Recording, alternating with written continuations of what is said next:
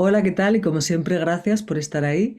Volvemos a tener en este canal a una persona que ya hemos tenido en dos ocasiones, con la que he compartido charlas muy inspiradoras, que sé que habéis seguido mucho. Es Emilio Carrillo, yo creo que es conocido por todos. Bueno, a un nivel más académico podemos decir muchas cosas de Emilio Carrillo. Yo lo destacaría como conferenciante, autor de unos 100 libros. Destacaría libros como La sabiduría y el significado profundo de las enseñanzas de Jesús de Nazaret, junto a Lola Rumi, Sabiduría de Dios escondida, la mística de San Juan de la Cruz, que yo me lo estoy leyendo y me está gustando mucho. Dios, el tránsito que hay después de la muerte, amor, sexualidad y relaciones de pareja. En fin, podéis indagar porque hay muchos libros interesantes. Pero como decía, yo también presentaría a Emilio como una persona que ante todo da el mensaje para que conectemos con quién somos realmente, con esa divinidad interior, con esa divinidad interna que todos somos, con ese Dios que todos somos al final. Bienvenido, Emilio. Gracias por estar aquí. Muchas gracias, Sarina. Un placer volver a compartir contigo y de tu mano con todos los seguidores y seguidoras de tu canal. Así que encantado. Gracias. Pues mira, voy a hacerte como siempre un remis de preguntas y quería empezar, hay un texto, un párrafo en tu libro, eh, Sabiduría de Dios escondida, la mística de San Juan de la Cruz, que además en ocasiones has dicho que es un personaje, por decirlo de alguna forma, que a ti te ha traído siempre mucho. Y dices, la divina esencia radica en cada ser humano y en cada forma de vida. Es un párrafo de este libro. Existe una íntima conexión de unidad entre cada uno y la divinidad. La naturaleza divina radica en todas las personas y está pacientemente a la espera de que la pongamos en acción. Y aquí es la primera pregunta, que sería muy extensa, desarrollarla sería toda más de una hora, pero ¿cómo poner en acción esa naturaleza divina? ¿Qué nos dirías como, a ver, ya digo que es un tema muy extenso esto, ¿no? Pero vamos a ir hablando de todo esto a lo largo de la charla, porque es como el tema principal. Ese saber quiénes somos realmente, que al final es para lo que estamos aquí, teniendo la mente a raya, estando en el presente, cultivando la confianza, la aceptación. Pero ¿qué nos destacarías tú para poner en acción a esa divinidad interna? Ciertamente, la obra de San Juan de la Cruz es una obra magistral, Mm. tanto la que es más conocida, que es la poesía, también la obra muy prolija y contundente que tiene en prosa. Y siguiendo su esquema para responder tu pregunta, te diría lo siguiente. En primer lugar, tener la certeza, la convicción de que todos tenemos una divinal esencia. San Juan de la Cruz insiste en eso. En uno de sus poemas más conocidos, el que comienza diciendo: Entréme donde no supe y quedéme no sabiendo, toda ciencia trascendiendo. En el pasaje final de ese poema dice: si lo queréis saber, consiste esta suma ciencia en un subido sentir de la divinal esencia. El ser humano está dotado de una divinal esencia. A partir de ahí, él también nos dice que esa divinal esencia, la que también se llama espíritu, está localizada en el centro del alma. La dimensión álmica espiritual que encarna en el ser humano es el alma, y en su centro, dice él, el espíritu. El ser humano, por tanto, es una perfecta conjunción de nuestro pequeño yo perecedero, físico, emocional, mental, la personalidad a ello asociada, y nuestra dimensión álmico-espiritual, que está compuesta, entre comillas, por el alma, y en su centro ese espíritu, esa divinal esencia. Y respondiendo a tu pregunta, él nos dice, en otro poema que tiene como título Llama de amor viva, él nos dice que este proceso, por así decir, consistiría en que el espíritu, que está, la divinal esencia que está en el centro del alma, incendiara el alma, incendiara el alma. Eso recuerda un poco a la idea de la iluminación, ¿no?, que se utiliza también en el ámbito oriental, que encienda el alma. Y a ese encender el alma, él en una carta, en este caso en prosa, lo llama la transformación en Dios. Él dice: el más perfecto grado de perfección a que en esta vida se puede llegar, que es la transformación en Dios. A partir de ahí, con este telón de fondo, ¿qué hacer? ¿Cómo hacerlo? ¿En qué consiste este incendiar el alma para que se haga presente en nuestra vida, tal como tú has apuntado? Pues bien, yo creo que lo fundamental, sin ningún tipo de duda, es lo que Cristo Jesús denomina en su diálogo con Nicodemo, que recoge el Evangelio de Juan, lo denomina nacer de nuevo. Hay que nacer de nuevo.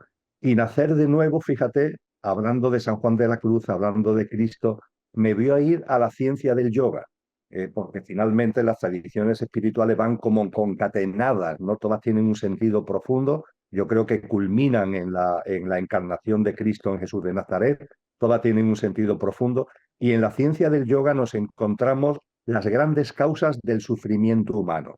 En los Yoga Sutra de Patanjali, a partir del Yoga Sutra 55, se habla de las grandes causas del sufrimiento humano, que son los kleshas, y son cinco, son cinco. Y por orden de importancia, el primero consiste también en lo primero que tenemos que hacer, ya no solamente para evitar el sufrimiento, sino para impulsar ese nacer de nuevo, esa transformación en Dios, esa presencia de la divina esencia.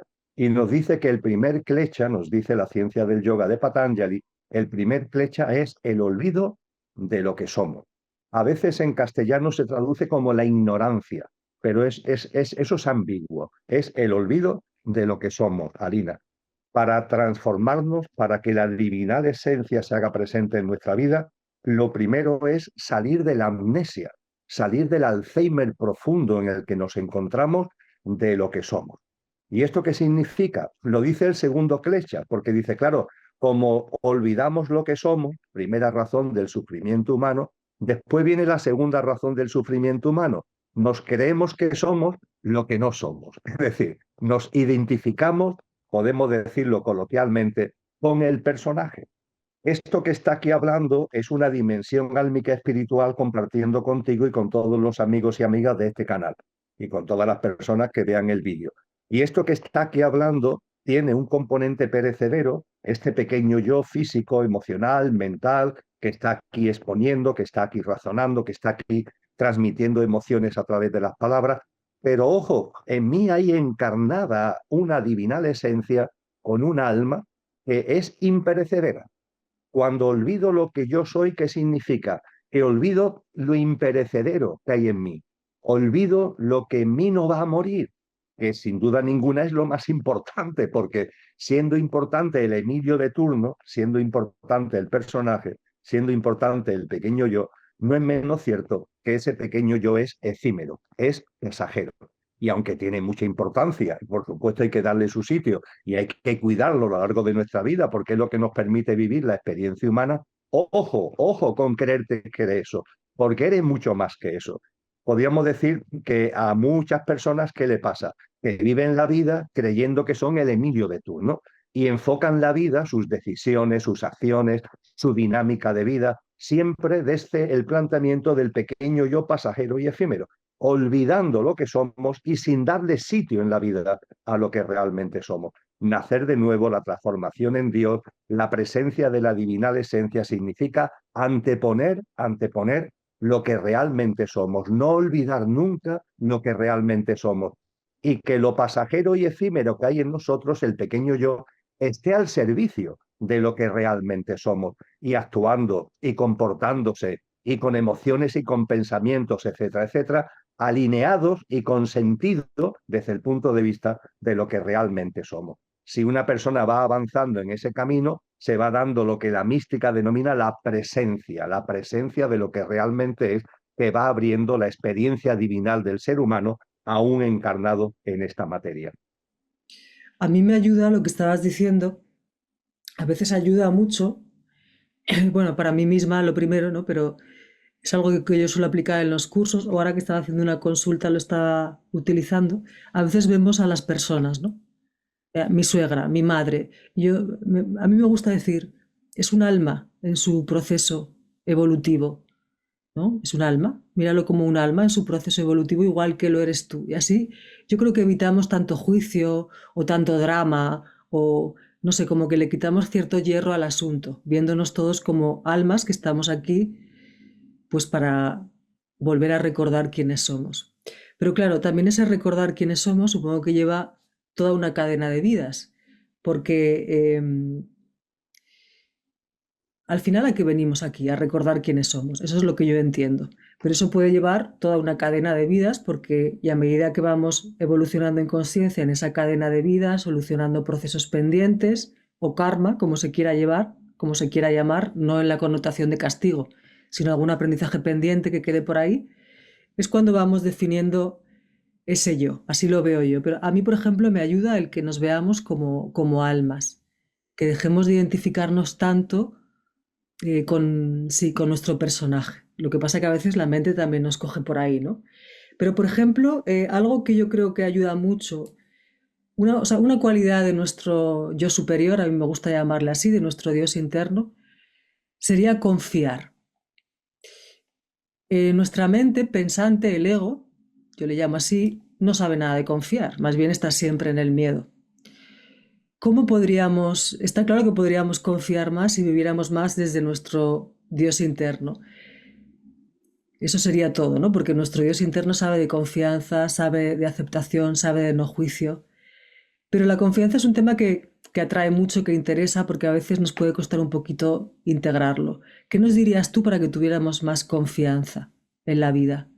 En que todo está bien, que de todo se sale, etc.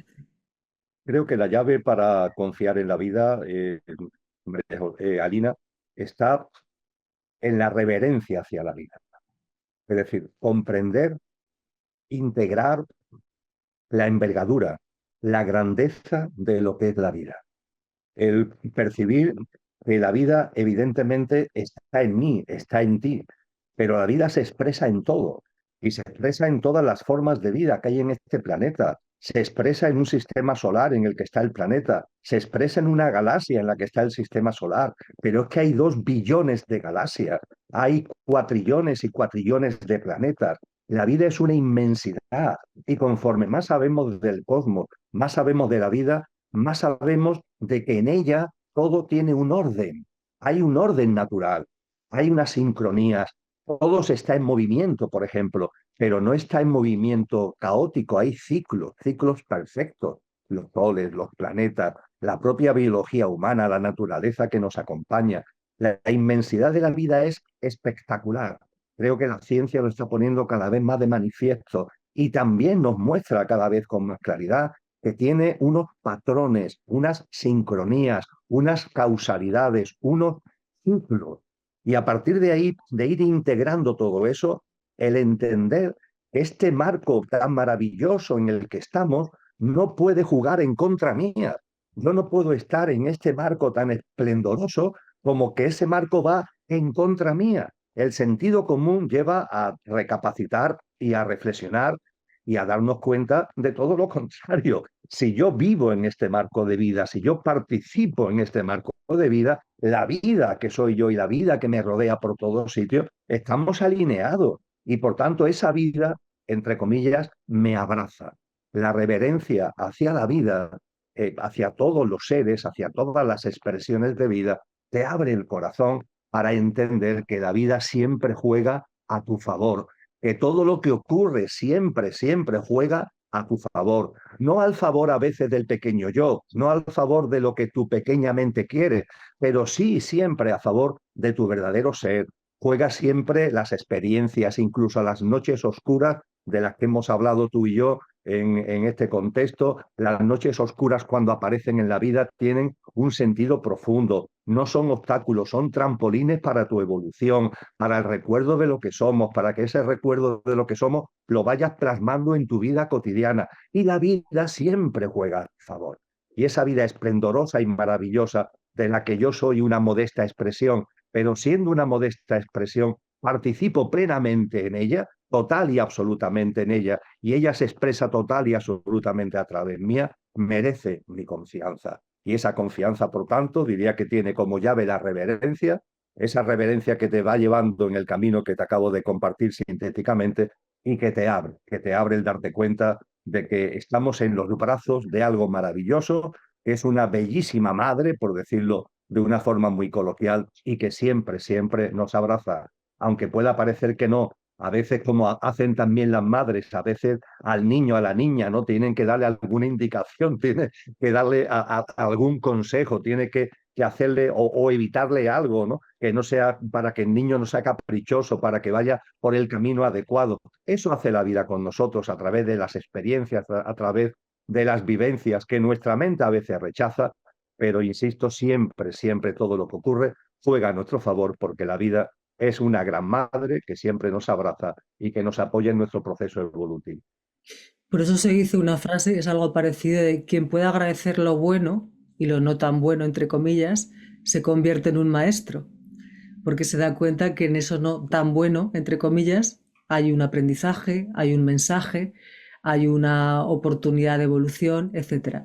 Pero esto me llevaría a otra pregunta que también te he oído a ti hablar de esto, que no necesitaríamos evolucionar desde el sufrimiento. No hay ninguna ley que esto lo diga. Pero por otro lado, también se habla de que ciertas almas, en un proceso evolutivo ya, no sé cómo llamarle, maduro, vamos a llamarle así, bueno, que ya almas maduras, que, bueno, no sé por llamarle, ¿no? Los nombres a veces, las etiquetas, es como si eligiesen vidas un poquito difíciles. Es como si pudieran tener retos duros, con lo cual, claro, seguramente porque es un alma que los puede trascender. Pero claro, ahí también es un poco contradictorio. No necesitamos evolucionar desde el sufrimiento, pero yo he escuchado mucho, por muchas vertientes, bueno, a veces las almas maduras eligen sufrimientos, o sea, eligen, perdón, situaciones complicadas, retos potentes. ¿Esto no es un poco contradictorio? ¿Qué piensas tú al Si respecto? lo ves como una foto fija, sería contradictorio. Si lo vemos como algo dinámico, como un proceso, no es contradictorio en absoluto. Me explico. Ciertamente estamos llamados a una evolución, es lo lógico en el marco de esta vida preciosa a la que antes hacía referencia, a una evolución donde no se necesita sufrir, donde no se necesita el sufrimiento como bastón para avanzar por el camino de conciencia. Ahora bien, no es menos cierto que para llegar a ese punto, para llegar a ese punto kilométrico, por así decir, de nuestro sendero espiritual, de nuestro sendero consciencial, antes usamos el bastón del sufrimiento para llegar a ese punto kilométrico. Y cuando usamos el bastón del sufrimiento hay que tener en cuenta lo siguiente. Las almas que tienen un menor nivel evolutivo, para evitar descripciones Sí. peyorativas, que hay que evitar, porque claro, estamos hablando de un proceso, de una dinámica. Yo hago mío lo que habla Cristo Jesús en el capítulo 25 del Evangelio de Mateo. Él usa la metáfora del alma como una lámpara de aceite. Hay que echarle aceite. Y el proceso evolutivo, podríamos describirlo, el proceso evolutivo del alma, como que el alma va ganando aceite. Cómo va consiguiendo aceite el alma? Pues a través de las experiencias de vida, a través de la cadena de encarnación, como tú muy bien decías, etcétera, etcétera. Pues bien, podríamos decir que el alma que tiene poco nivel de aceite es un alma a la que le cuesta trabajo dones que sean de experiencias duras, de experiencias de noches oscuras. Las almas con menor nivel de aceite tienden de alguna forma a la tibieza. Y ojo, porque el libro del Apocalipsis, que cierra el Nuevo Testamento y por tanto cierra la Biblia, tiene una frase durísima que dice: a los tibios los vomitaré de mi boca. Fíjate qué frase más dura. Y efectivamente, un alma que no evoluciona, que tiene poco nivel de aceite, no es capaz de asumir retos de experiencias duras, de experiencias fuertes. Está como metida en la tibieza, ¿no? Eso lo podemos comprobar a nuestro alrededor. La permanencia en el hábitat de confort, no querer que ocurra nada, no querer que pase nada. También en psicología, como tú sabes, se le llama el hábitat de mentira existencial, el no querer ver. Mucha tibieza sería la expresión. Cuando el alma va consiguiendo un cierto nivel de aceite, se atreve, se atreve. Tú lo has dicho muy bien. Claro, ya empieza a tener también preparación, ya empieza a tener como un sedimento que le permite, ¿no? el asumir experiencias más fuertes. y asume esas experiencias más fuertes, dejando atrás la tibieza y sabiendo, el alma sí lo sabe, que esas experiencias fuertes, lo que nosotros llamamos experiencias de sufrimiento, noches oscuras del alma, esas experiencias fuertes le van a servir de revulsivo y le van a aportar más aceite, va a incrementar significativamente más aceite. Hay una parábola también en los textos cristianos con la que me identifico mucho, que es la del hijo pródigo. El hijo pródigo vive con el padre. El padre simboliza la divinidad misma, es puro amor. Y el hijo pródigo hay un momento determinado que le dice al padre, oye, dame la parte de herencia que me corresponde, que quiero vivir mi vida. Y el hijo pródigo se va a vivir su vida. El padre no le reprocha, el padre le da la herencia y el hijo pródigo se va a vivir su vida. Esa vida es la que yo he vivido, confieso que he vivido y posiblemente todavía la siga viviendo, que es el Todos. hijo pródigo que se ha ido, que se ha alejado de lo divino y que intenta conseguir todo fuera, la felicidad fuera, los placeres fuera, intenta tirarse al mundo. Oye, pero tirarse al mundo es importante, ¿eh? Es un paso evolutivo. Eso lo llama Nietzsche, dice que el estadio del alma tibia, por así decir, sería el camello, lo llama Nietzsche en el primer discurso de su obra Así habló Zaratustra. Y dice que el camello está llamado a transformarse en león. Ese león es el hijo pródigo, es el que se atreve, el que se lanza al mundo, el que quiere conquistar el mundo, ¿no? Y cuando se lanza al mundo el hijo pródigo, pues como por las mismas circunstancias de la vida, del mundo, etcétera, ¿qué es lo que se encuentra? Las noches oscuras. Y esas noches oscuras el hijo pródigo tiene que vivirla, tiene que integrarla. Y son precisamente las noches oscuras las que, llegado a un momento determinado, lo llevan a tomar la decisión de volver al padre. De ese padre que se había alejado, el hijo pródigo vuelve. Y Claro. cuando el hijo pródigo vuelve al hogar, vuelve al padre, el padre siempre lo estaba esperando. No hay que llamarlo, el padre estaba ahí en el camino esperando que el hijo llegara y lo abraza, no hay ningún reproche, porque el hijo ha hecho lo que evolutivamente correspondía.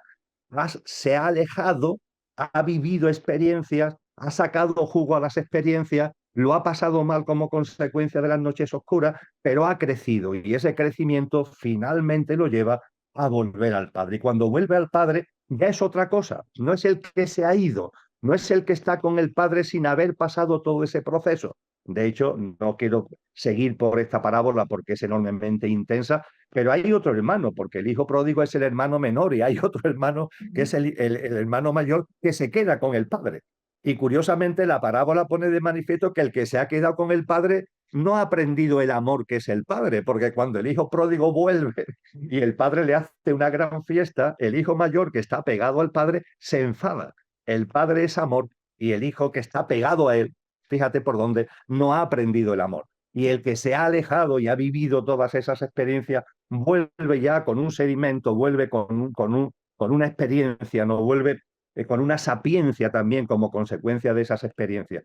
Y yo creo que esa figura del hijo pródigo, hay que tener en cuenta además, Alina, que el término pecado, que tanto nos echa para atrás, es un término que etimológicamente el Nuevo Testamento cuando lo usa utiliza el griego antiguo, utiliza el griego koiné, y el término pecado en griego antiguo significa alejamiento. Lo que hace el hijo pródigo al alejarse es pecado. Pecado es alejamiento. Pecado no es culpa, pecado no es castigo, es Déjame. alejamiento.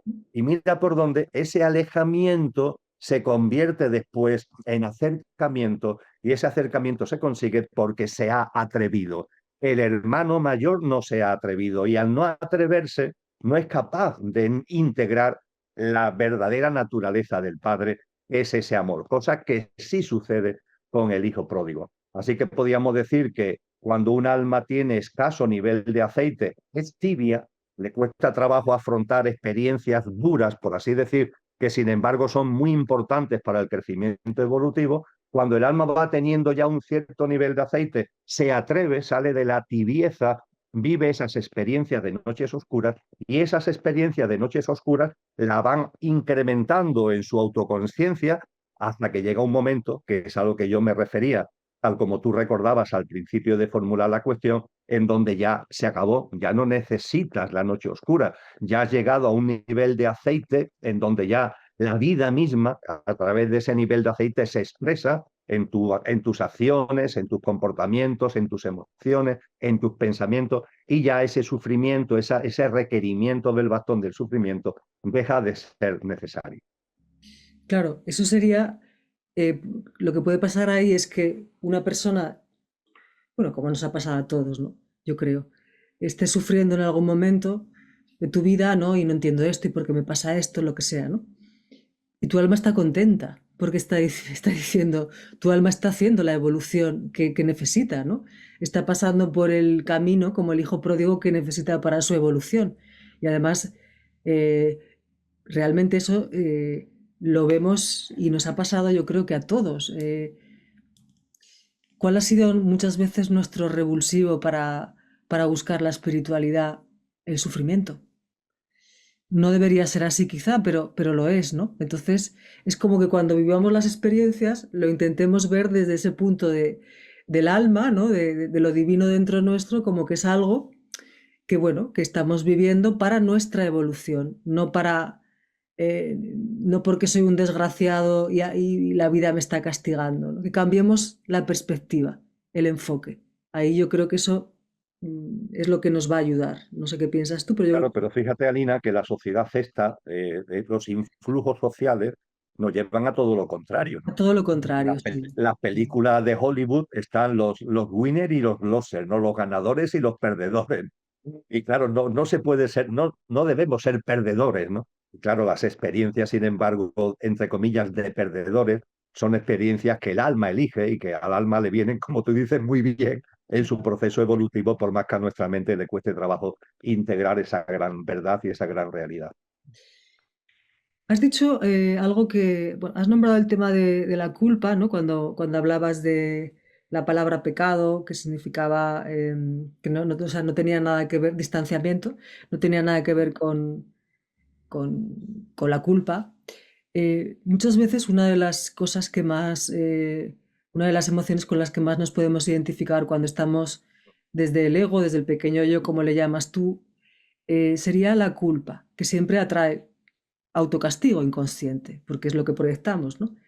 Pero, ¿quién nos va a juzgar cuando nos vayamos de aquí? Quiero decir, nadie, ¿no? Es así, entiendo. Eh, porque incluso la mirada que haremos nosotros de repaso de nuestras vidas o de nuestra vida última, pues me ha faltado esto, me ha faltado lo. Yo imagino que será así, no sé, tampoco lo sé mucho, pero, pues este proceso lo tengo pendiente, bien, pero nuestra mirada tampoco va a ser ya desde el juicio, porque ya no está esta mente que está aquí siempre con sus culpas, sus juicios, ¿no? O sea, nadie nos va a juzgar. ¿Por qué nos juzgamos tanto entonces? ¿Por qué conectamos tanto con la culpa? De nuevo es otra cosa que no tiene mucho sentido desde el punto de vista del alma. Sí con la responsabilidad, ojo, ¿no? De tus actos y si puedes reparar y aprender de los errores, por supuesto, pero ya no más, ¿no? Pero alguien nos juzga cuando nos vamos de aquí, cuando hacemos el tránsito. Ciertamente, la vida conlleva una responsabilidad. Sí, eso está Tenemos que claro. ser responsables. Como tú sabes mejor que yo, a través del Ho Oponopono, la vida es responsabilidad de cada uno al 100% y tenemos que asumir esa responsabilidad. Pero evidentemente hay que trascender por completo la idea de juicio, porque efectivamente no hay juicio, nadie te juzga. Cuando desencarnamos, cuando la dimensión álmica espiritual que está actualmente en mí fallezca este tal Emilio y desencarne, esa dimensión álmica espiritual, ese alma con el espíritu en su centro, como dice San Juan de la Cruz, nadie la va a juzgar, no va a ser juzgada. Cuando los textos, como por ejemplo los textos cristianos, hablan del juicio final, están hablando de otra cosa, están hablando de procesos evolutivos, están hablando de cambios de ciclo, no están hablando de que haya un juicio, entre comillas, desde la perspectiva que las religiones dogmatizadas nos quieren enseñar. Creo que en el tramo final de la República de Platón, de esa gran obra, donde Platón nos recoge diálogos con su maestro Sócrates, donde se describe en esas últimas páginas una experiencia cercana a la muerte, hace 2500 años, la experiencia cercana a la muerte del soldado armenio y esa experiencia cercana a la muerte lleva a a ese plano en donde las almas están, han desencarnado ¿Y qué es lo que hacen las almas? Las almas no se enjuician. Las almas simplemente, podríamos decir, y hay que decirlo entre comillas, evalúan. Sí, Diríamos, volviendo al ejemplo, a la metáfora del nivel de aceite de la lámpara, el alma toma conciencia del nivel de aceite que tiene en la lámpara. Así de sencillo y así de importante. Se toma conciencia de que en la vida anterior qué aceite le he echado a la lámpara, qué aceite le había echado a la lámpara en otras encarnaciones, en definitiva, cuál es el nivel de aceite que hoy tengo en la lámpara. El alma tiene la lámpara, el alma toma conciencia de eso y a partir de ahí se prepara en su momento, no hay un protocolo de tiempo establecido para volver a encarnar. Y vuelve a encarnar con el objetivo de seguir aportando aceite a la lámpara, con lo que el proceso es, entre comillas, muy limpio. Eso sí, cuando venimos aquí se produce el olvido. De hecho, las almas, cuando van a volver a encarnar, en la obra de Platón, hay una especie de sacerdotisa, que es la Quesis, que les llama almas pasajeras.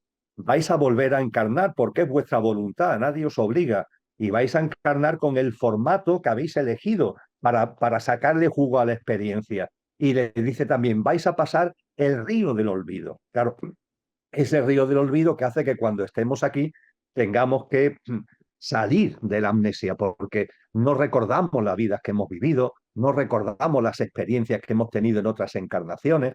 Es obligado, Nalina, porque si recordáramos todo lo que hemos vivido en otras claro, encarnaciones, sería una no locura. viviríamos esta vida. No, Si mi alma recordara aquí y ahora todo lo tendría vivido en otras sentido. Nada. encarnaciones, no viviría la experiencia Emilio, quedaría abrumada, ¿no?, por todo lo vivido. Ese río del olvido hay que entender que juega también su función, pero lo importante es que el alma lo que hace cuando desencarna y para volver a encarnar es evaluar el nivel de aceite que tiene y a partir de ahí qué es lo que debe, entre comillas, tener como orientación básica ese dharma, propósito de vida que hablan los orientales, el karma también, ¿no?, que acompaña de una encarnación a otra y a partir de ahí pues se plantea esa nueva encarnación en donde, como muy bien finaliza la Kesi su discurso a las almas pasajeras, ella le dice, y cuando volváis a encarnar ahora, recordad que la virtud está a vuestro alcance.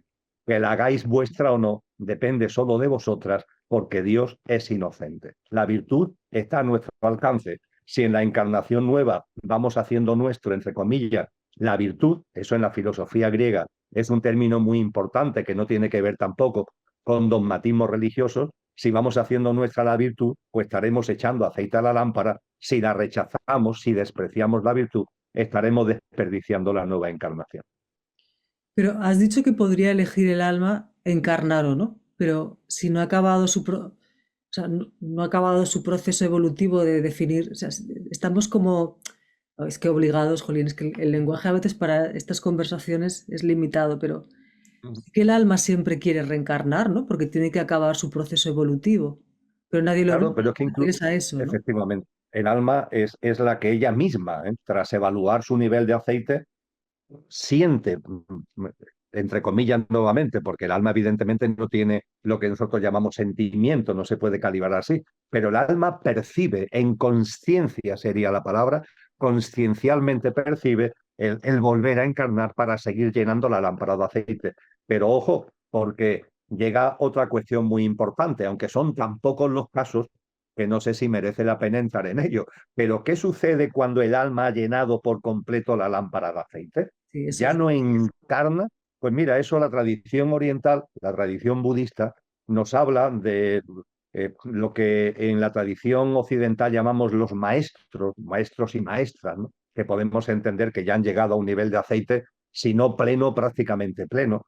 Lo que la tradición hinduista llama Mahatmas, ¿no? Mahatma significa literalmente grandes almas, y son almas que son grandes no porque hayan engordado, sino porque han llenado, ¿no?, la lámpara de aceite. Eso en el budismo se le llaman bodhisattvas. Los bodhisattvas son las grandes almas que, como han completado su ciclo, han llegado al máximo del nivel de aceite, no tendrían, entre comillas, que volver a encarnar. ¿Y qué nos dice la tradición budista? Que esas almas vuelven a encarnar. Vuelven a encarnar, ¿por qué? Por amor. Vuelven a encarnar por amor. Hay algo muy bello, fácil de localizar en Internet, que es el voto del Bodhisattva, ¿no? El voto del Bodhisattva es algo que no se puede hacer ligeramente, porque estamos hablando de almas de un enorme nivel evolutivo. Y se nos dice que esas almas de un enorme nivel evolutivo, que ya en principio no tendrían que encarnar para sacar más aceite, porque ya han llenado la lámpara de aceite, vuelven a encarnar por amor. Y el voto del Bodhisattva es el compromiso de esa gran alma, fíjate qué cosa más bella, yo cada vez que lo recuerdo me emociono, el compromiso consigo mismo de esa gran alma por amor, de seguir encarnando mientras que exista sufrimiento de cualquiera de los seres, de cualquiera de los mundos. Seguir encarnando mientras exista sufrimiento de cualquiera de los seres, de cualquiera de los mundos. Más amor no cabe, no ha llegado a la plenitud, pero esto no es un camino. También esas grandes almas entienden que sí, que hay un proceso que podemos denominar individual, pero finalmente también se percibe que la vida es una y que la vida que se está expresando en mí no es distinta a la vida que se está expresando en ti. Y aparece esa frase, esa expresión que todavía los seres humanos no hemos captado su grandeza, que es la del amor, pero la del amor de verdad, ¿no? Ese amor que es la propia divinidad. A mí me encanta, y termino, la primera carta de Juan en el Nuevo Testamento cristiano, dice esa primera carta de Juan, el amor es de Dios. Quien no conoce el amor no conoce a Dios, porque Dios es amor. A ese amor es el que yo me refiero, ese Sí. amor que es de Dios, ese amor que es divino. Y el alma cuando llega a ser un alma ya maestra, cuando ha llegado, vive ese amor. Y es ese amor la que, fíjate, aunque ya no es por ella, no es por su proceso, es por amor lo que hace que vuelva a encarnar. Es muy bello y yo creo que marca un horizonte, ¿no? Hacia el que deberíamos ir avanzando con serenidad, pero con conciencia. Sería a veces, no sé si es lo mismo que a veces le ponen también el nombre de avatares, bueno, no lo sé, pero parecido, ¿no? Pero siempre Sí. son almas grandes, ¿no? Sabias, como mm, que al final van a venir también a dar un gran mensaje, o lo que van a hacer va a dar ellos, o lo que van a hacer, o algo va a tener relación, esa reencarnación elegida, ya no necesaria, con el proceso evolutivo de de otras almas, ¿no? Siempre va a ser así. O sea, no vienen a cualquier cosa. No viene a cualquier cosa y tampoco tienen que ser cosas que salgan en televisión. Es decir, Exacto. Sí, porque parece una gran grandilocuente. alma, claro, una gran alma, que hay encarnadas entre nosotros, hay encarnados Mahatmas, grandes almas, Sí, están porque aquí hay con historias nosotros. que son, que dices, Pero esto yo tiene no que sé ser. cuántos son, ni tengo tampoco por qué especular al respecto, pero sé que hay, sé que están con nosotros. Y claro, su labor es una labor que a veces sí puede tener una especie de cara al público, ¿no? No digo que no haya mahatmas que no hagan labores de cara al público, de magisterio, de apoyo de cara al público, pero también en muchos casos llevan una labor anónima para el gran público, pero que es muy importante. Leí hace tiempo un texto en donde se explicaba que esas almas encarnadas vibran de una manera distinta, es decir, tienen tal nivel de aceite que la propia presencia, aunque esté en un cuerpo físico, están desplegando una vibración enormemente potente. Y esa vibración es la que se hace presente, por ejemplo, en momentos de mucha dificultad. Se Ah, habla de la presencia de esas grandes almas cuando hay momentos en donde ya no una persona, sino muchas personas lo están pasando mal. Y no te van a evitar el sufrimiento, no te van a evitar si has tenido un accidente, no te van a curar, pero su presencia genera una frecuencia vibratoria de una armonía que a veces personas que han vivido acontecimientos muy duros lo comparten. Es espectacular. Eso se encuentra después de accidentes masivos. No sé si ha pasado también en este desgraciadísimo accidente, y nuestro gran abrazo para las víctimas, ¿verdad? Del choque de trenes ahí en la provincia de Córdoba. Pero en muchos acontecimientos de este tipo, las personas que no han fallecido, pero que han quedado malheridas, cuando ya se van recuperando, en muchos casos narran que a pesar de lo trágico del asunto, a pesar del momento tan duro, había como una armonía, sentían como una paz.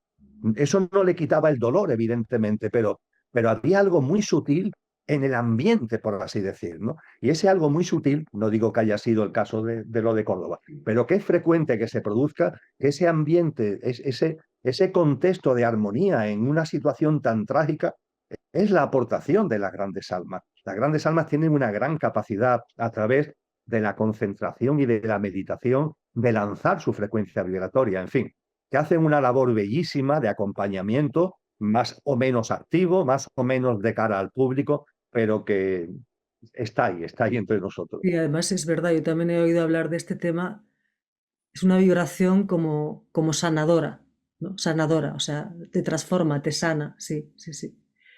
Has nombrado el tema del accidente de Córdoba. Claro, hay personas que se pueden estar preguntando, bueno, todo pasa, todo tiene, ¿no?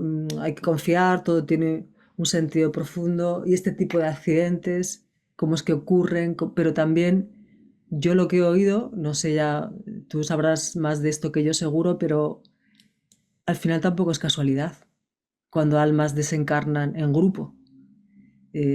Son cosas que cuesta un poquito decir, yo lo sé, pero no es casual. Y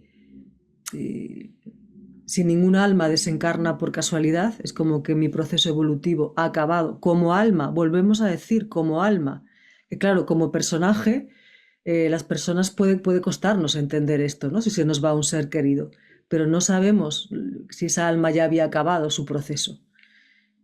Entonces, cuando ocurren estos, este o cualquier tipo de accidente que muchas almas trascienden, esto tampoco es casual. Ciertamente, cuando hablamos de esto, estamos hablando desde la dimensión álmico-espiritual. Claro, es que si no, Estamos hablando de, claro, porque como se entiende desde otra perspectiva, puede haber graves malentendidos. exacto, Ciertamente, ni tú ni yo justificamos la responsabilidad, porque la hay, de que exacto. esto haya ocurrido. Es que Esto es tiene fatal. responsables y los responsables no pueden decir, no, esto es un tema que han elegido las almas. No, vamos a ver, tú Exacto, tienes eso una está bien. Sí, sí, responsabilidad en lo que ha sucedido por la, exactamente. vamos, yo que soy usuario de AVE asiduo, porque Sí, sí, siempre que sí. me desplazo a dar conferencias me gusta hacerlo en tren y en particular en AVE, soy testigo directo de cómo el deterioro de las vías es cada vez mayor, de poder utilizar este ordenador desde el que estoy hablando contigo, poderlo utilizar con tranquilidad en mi mesita de la silla del sillón del AVE, el no poderlo utilizar porque el traqueteo es tal que el ratón Sí, no puedo ponerlo en su sitio. Esto lo he ido yo viviendo. Por tanto, no estamos diciendo que no haya responsabilidades y que evidentemente las responsabilidades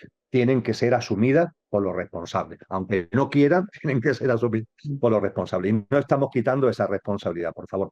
Pero desde un punto de vista espiritual, cuando se produce un acontecimiento que conlleva un evento donde muchas almas desencarnan a la vez, el accidente de Córdoba es importante, sin ningún tipo de duda. 46 hasta ahora fallecidos es una cifra muy importante, que se lo digan a sus familiares directos, sí, exacto. pero ciertamente todos conocemos que ha habido acontecimientos donde, por ejemplo, el tsunami de Indonesia se llevó por delante no hace muchos años a 270.000 personas, ¿no? O el terremoto de Haití se llevó también por delante, entre comillas, 275.000. O un atentado terrorista como el que hubo en París en una discoteca se llevó por delante a más de 100 personas. Bien, cuando estos acontecimientos suceden, tienen una vertiente, vamos a llamarle física, material, humana, pero también tienen una vertiente álmica. Desde la vertiente física, material, humana, pues evidentemente unas responsabilidades, una serie de cosas. Pero desde el punto de vista álmico, lo que nos han enseñado los maestros es que, sobre todo y fundamentalmente, a esas almas le tenemos que estar especialmente agradecidos porque al desencarnar a la vez están dándole un grito al mundo, Alina. Esas almas que desencarnan a la vez nos están diciendo, oye, ¿a dónde vas? Cuando ocurren este tipo de acontecimientos, la muerte la tenemos delante, lo efímero de la vida lo tenemos delante, lo pasajero de la vida lo tenemos delante, lo absurdo de encadenarte solo a tu pequeño yo sin percibir que hay algo más, también te lo pone en evidencia. Te pone en evidencia, en definitiva, la necesidad de, también se lo oía a un maestro en un momento determinado, de parar el mundo. Estas almas, con ese desencarnar grupal, están dando como una convocatoria a parar el mundo. Esta carrera que estamos siempre, tanto ultra la velocidad, tanta ansiedad, tanto estrés, siempre corriendo, sin saber muy bien para qué, ¿verdad? Ni por qué, Sí, pero sí, siempre corriendo. ese tipo de cosas es para, reflexiona, recapacita, siente evidentemente compasión, haz tuyo el dolor de esas víctimas, de esos familiares, pero sácale también jugo desde el punto de vista de,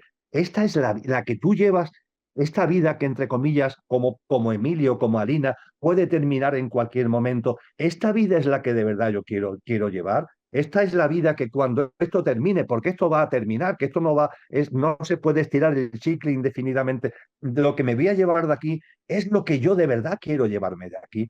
Creo que ese parar el mundo que estas almas hacen con este desencarnar masivo nos tiene que llenar de agradecimiento y ese agradecimiento plasmarlo en sacarle jugo. Yo desde luego cada vez que suceden cosas como esta, yo lo que siento en mi interior es un gong, ¿no? Un gong inmenso, ¿no? Para parar, para reflexionar, para agradecer a esas almas que me han tocado el gong y sacarle jugo al gong para mantenerme en un estilo de vida distinto, ir por un camino de vida distinto al que esta sociedad, con tanta locura, con tanto culto a la velocidad, nos mete casi sin darnos cuenta.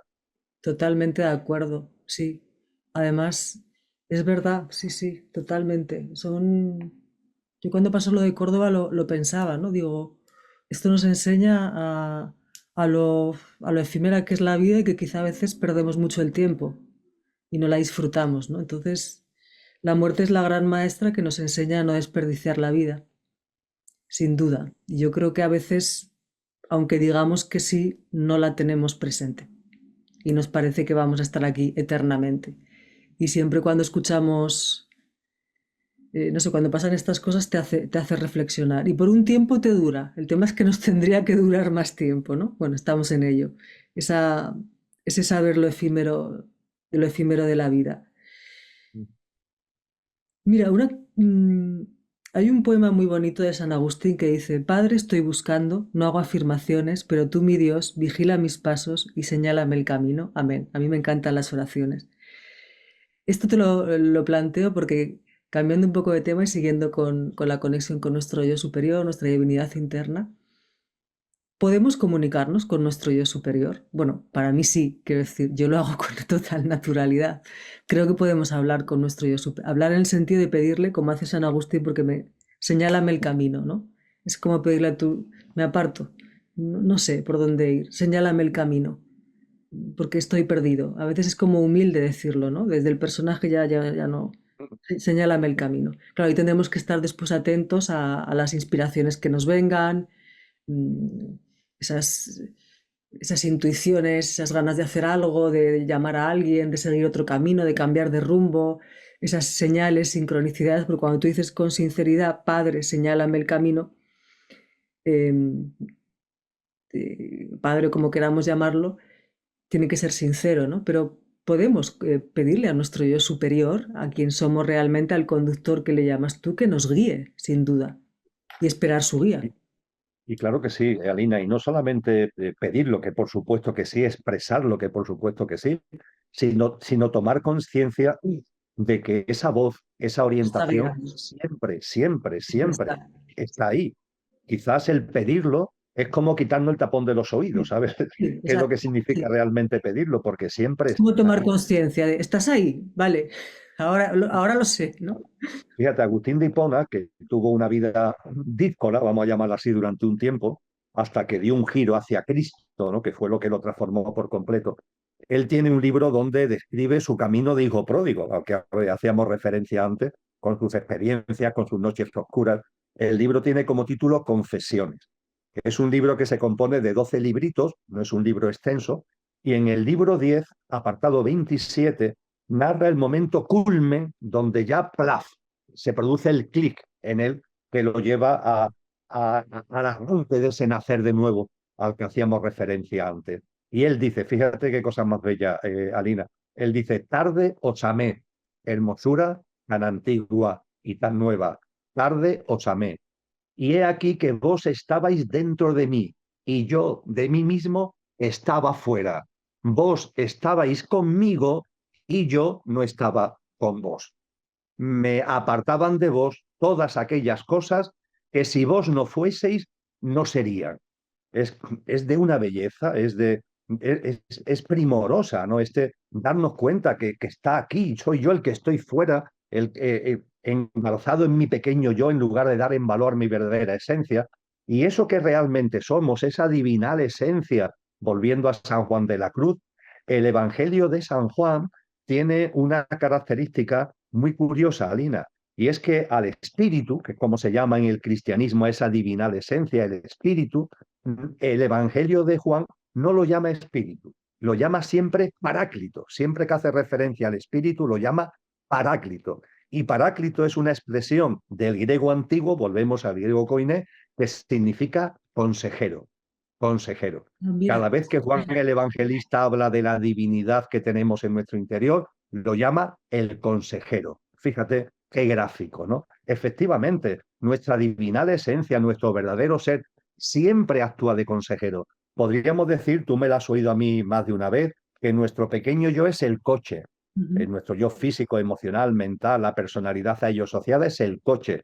Y en el coche encarna la dimensión álmico-espiritual, que sería el conductor, ¿verdad? Bueno, pues el conductor está siempre ahí. Ese consejero, ese conductor, siempre está ahí. ¿Cuál es el problema? Que el coche se olvida del conductor, ese olvido al que hacíamos mención también hace un rato, y el coche entonces se convierte en un coche loco, que es lo que nos pasa, ¿verdad? Que en demasiados momentos nos convertimos en coches locos porque no tiene el mando consciente del conductor. Pero el conductor está ahí, el consejo del conductor está ahí, las ganas del conductor de tomar el mando del coche está ahí. ¿Qué es lo que tenemos que hacer? Permitirlo, permitirlo.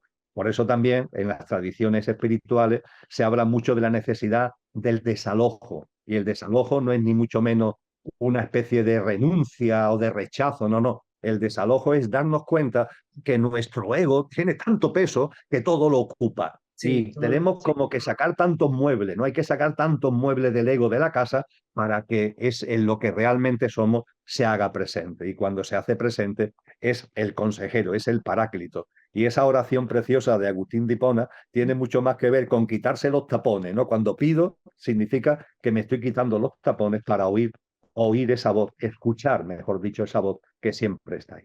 pero claro, para escucharla también necesitamos cierto silencio mental, ¿no? Cierta, pues, practicar el silencio mental. Tú hablas mucho en el libro de San Juan de la Cruz de lo que es la verdadera meditación. No es, busco el silencio, es algo como mucho más trascendental, ¿no? Es una experiencia en la que sientes esa fusión con quien eres realmente.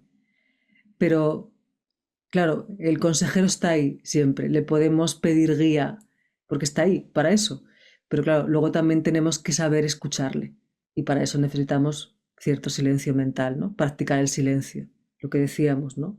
O la meditación, pero claro, la meditación es que en tu libro lo explicas muy bien, que a todo se le llama últimamente meditación, pero bueno, también nos sirve, ¿no? Practicar el silencio mental siempre nos... Porque yo, por ejemplo, he recibido inspiraciones, o sea, decirle a mi yo superior, muéstrame el camino. Y de repente ocurrírseme una idea yendo caminando por un parque. Pero claro, es que en ese parque no estaba pensando en nada, estaba en silencio. Entonces también nos sirve, ¿no? Más que meditaciones.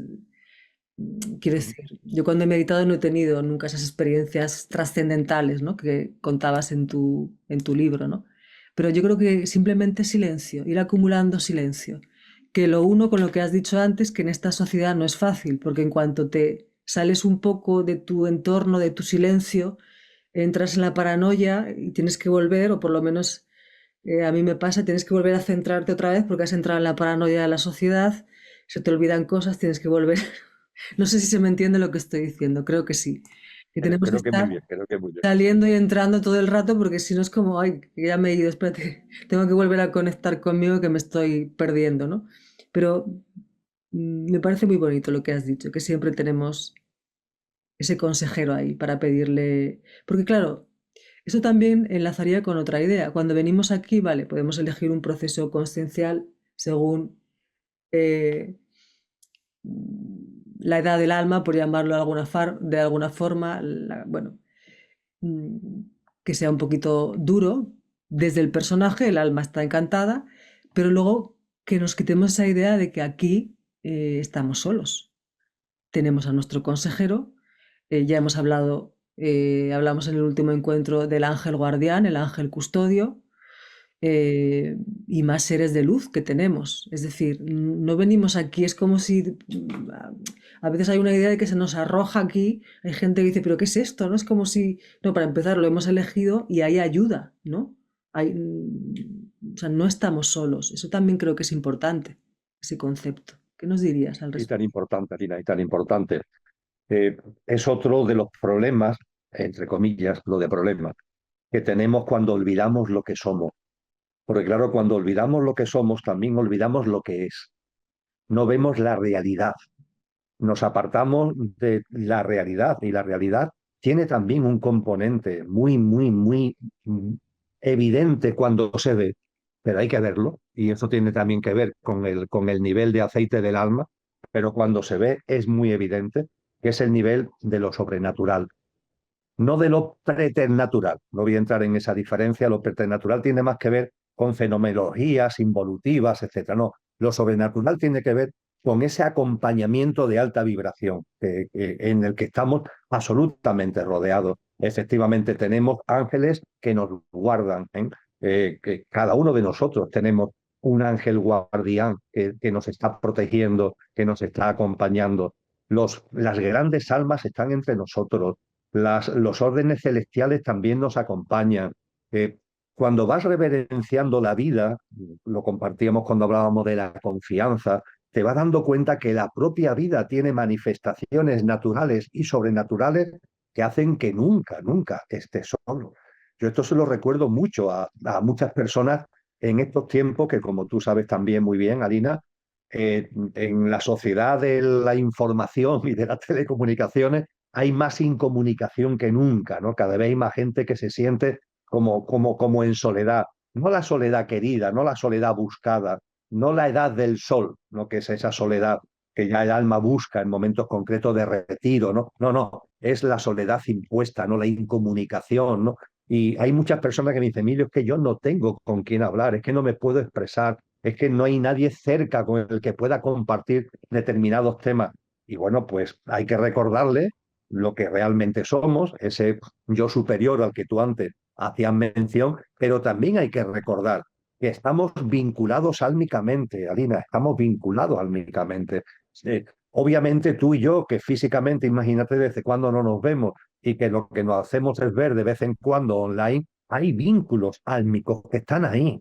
Eh, esas conexiones álmicas no desaparecen, el alma no entiende de tiempo ni entiende de distancia.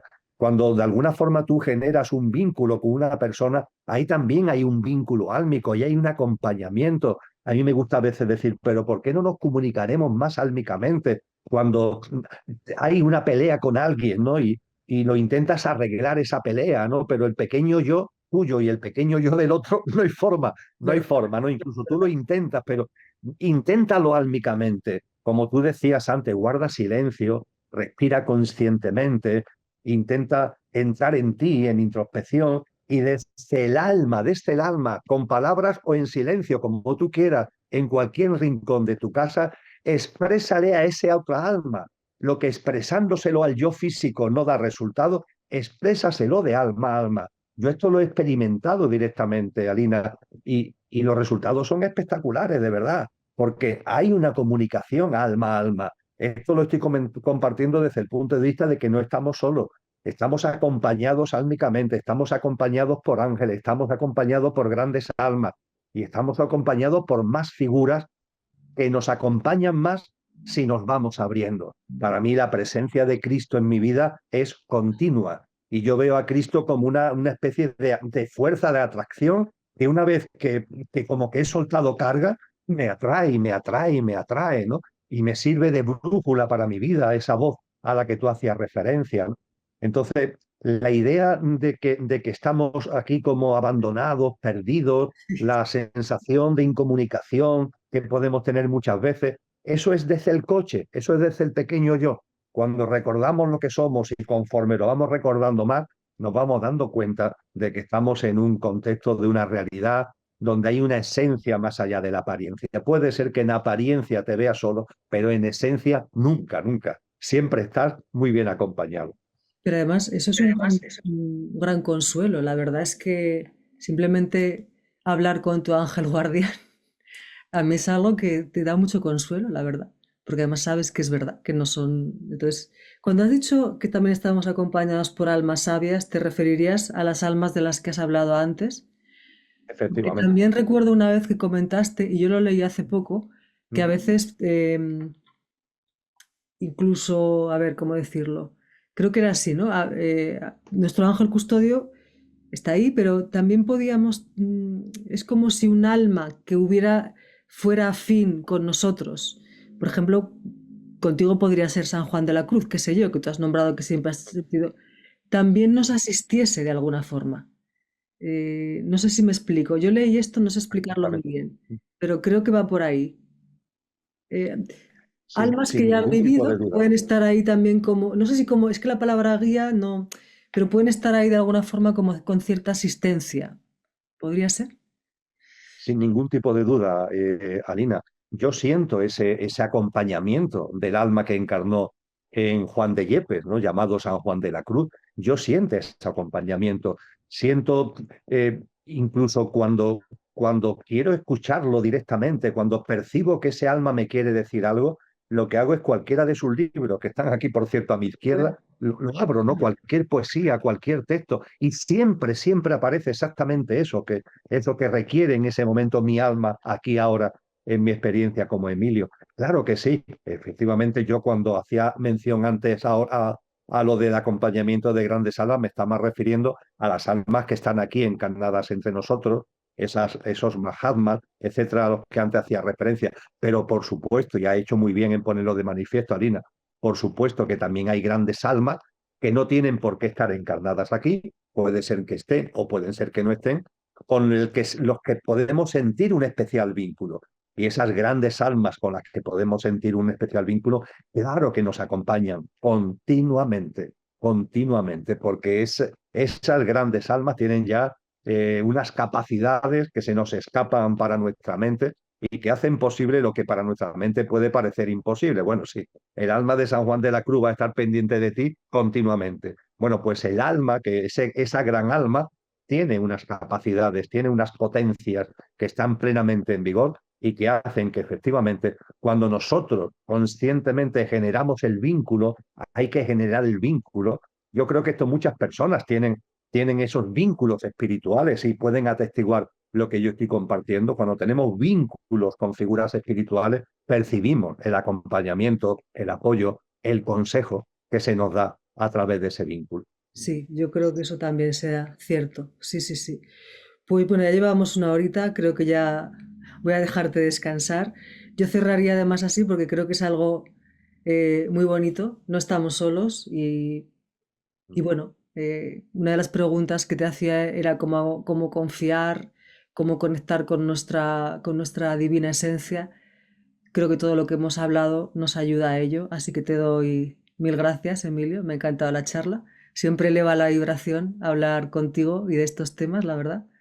Y espero que sea así para las personas que han escuchado esta charla. Muchísimas gracias, Emilio. Un placer, de verdad. Muchas gracias. Como decía San Juan de la Cruz, mil gracias derramando. Tú y yo no llegamos a tanto, pero en fin, esperemos que se hayamos derramado algunas gracias. Así Sí. que nuestras gracias que sean también compartidas por los amigos y amigas. Por cierto, cierro, que te felicito por ese libro. Además, no sé, pero la verdad que da mucha ternura el personaje de San Juan de la Cruz. Invito a que las personas que oyen esta charla lo lean porque da mucha ternura y además es muy bonito ese libro y sus poesías, no sé, da ternura, te conecta con tu divinidad interna el leerlo, básicamente. Muchas gracias, Emilio. Un abrazo muy Muchas fuerte. gracias, Alina. Muchas Gracias gracias. a las personas del canal. Un abrazo. Chao, chao.